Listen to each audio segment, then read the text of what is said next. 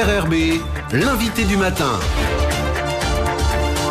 Bonjour Jean-François Bodin. Bonjour Lionel. Votre invité ce matin, Laurent Vircondelet, le président du syndicat des importateurs. Laurent Vircondelet, bonjour. Bonjour Jean-François. Merci d'avoir accepté notre invitation. Nous sommes à 3 semaines maintenant de la sortie de l'encadrement des marges et des prix qui avait été mise en place au moment de l'entrée en vigueur de la TGC.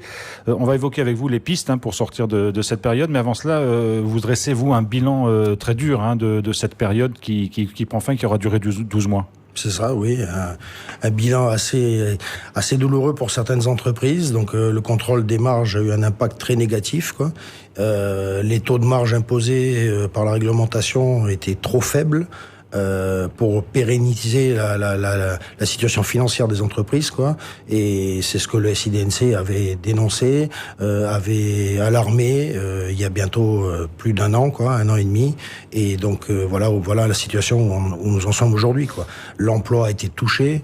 Les entreprises ont des charges fixes qu'elles n'ont pas pu comprimer, donc il est clair que l'emploi a été touché pendant cette période, et donc les problèmes sociaux n'ont pas été si importants que ça, mais de toute façon on voit les traces que ça a laissé, quoi.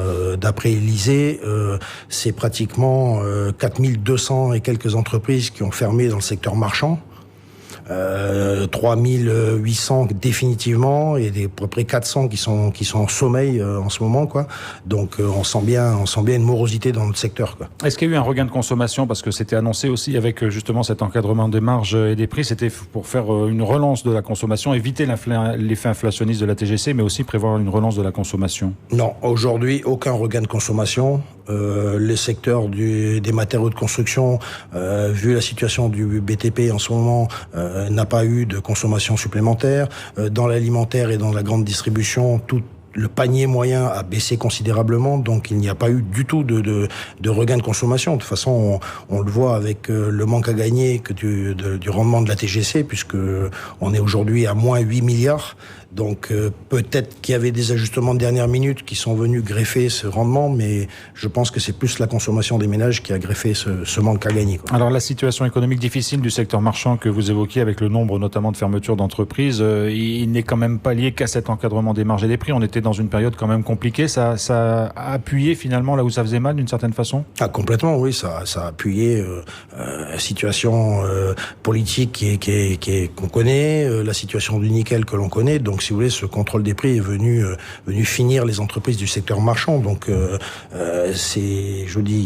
les fermetures d'entreprises, c'est un record depuis plus de 10 ans. Donc ça montre bien le malaise, quoi. Donc on va sortir effectivement de ce contrôle des prix dans 3 semaines. Les entreprises commencent à voir un peu le bout du tunnel, quoi, et se dire qu'elles vont pouvoir peut-être reprendre un cours normal de leur travail, quoi, de négociation de prix, de proposer des produits aux Calédoniens. Donc la concurrence est là, donc elles attendent ça avec impatience, quoi. On va voir comment vous comptez sortir, parce qu'il y a un travail qui est en cours, notamment avec le gouvernement, mais toutes les organisations concernées par ce secteur. Un mot peut-être avant, parce qu'on entend dire aujourd'hui, mais de quoi se plaignent en gros les commerçants, puisque le remboursement de leur stock qui devait se faire sous forme de crédit d'impôt, finalement ils vont toucher du cash, donc ça va leur faire de la liquidité, ça va renflouer leur trésorerie. Bon, ça, il va falloir que ce soit clair. On va pas toucher du cash, on va simplement nous restituer ce qu'on a avancé au gouvernement de Nouvelle-Calédonie pour la mise en place de la TGC.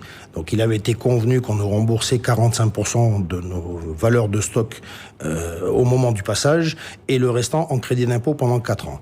Donc c'est quand même de l'argent que les entreprises ont mis sur la table pour le gouvernement, pour cette mise en place. Elles ont été pour la mise en place de cette TGC, elles ont joué le jeu, elles ont accepté les conditions du gouvernement.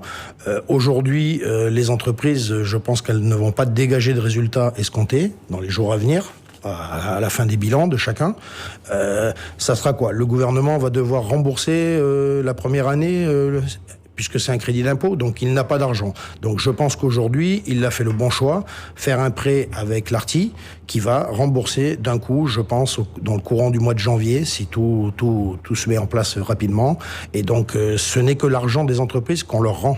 Donc c'est une bonne nouvelle pour vous quand même, bien évidemment. Ça fera du bien, c'est clair que la trésorerie est nécessaire aujourd'hui dans les entreprises, mais c'est que de l'argent qu'on nous restitue et qu'on nous rend.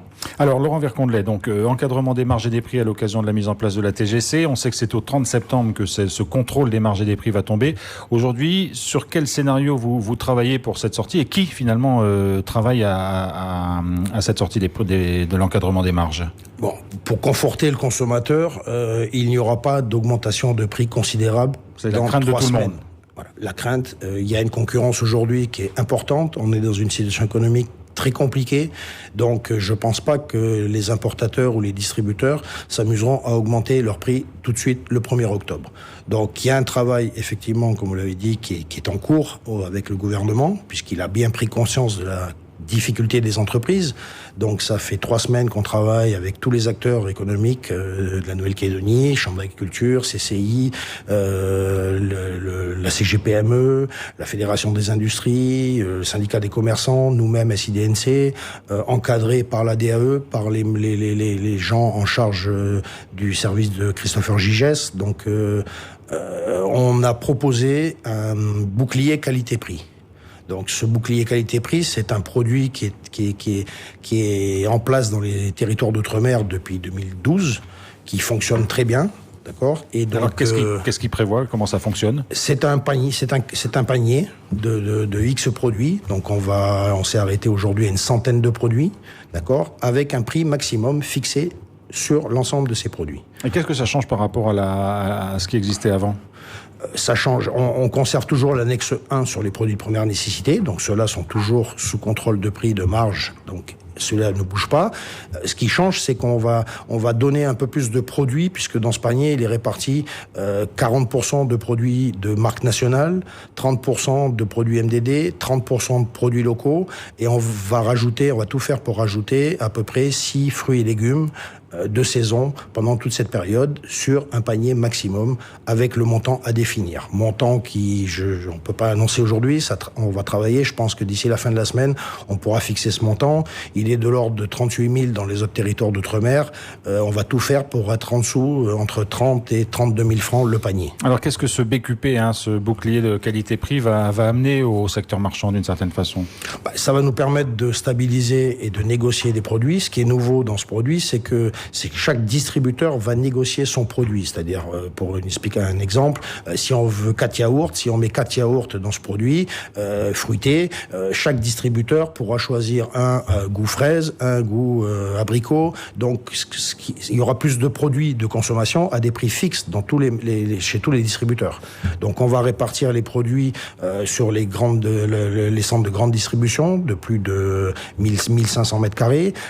Donc, ils auront l'intégralité de ces produits, et plus on descendra en surface de vente, moins on aura de produits dans les trucs. Et donc les petits magasins, eux, on va les laisser libre négociation, puisque c'est un peu compliqué de les faire rentrer dans le système, puisque ça sera quand même un accord qui sera signé entre le gouvernement et tout l'ensemble du secteur. Alors ce que beaucoup craignent, c'est qu'il y a aussi des abus à l'occasion de cette fin de marge et de prix obligatoires. Alors le BQP, on l'a bien compris, va encadrer un certain nombre de prix, mais peut-être pas pour tout le monde.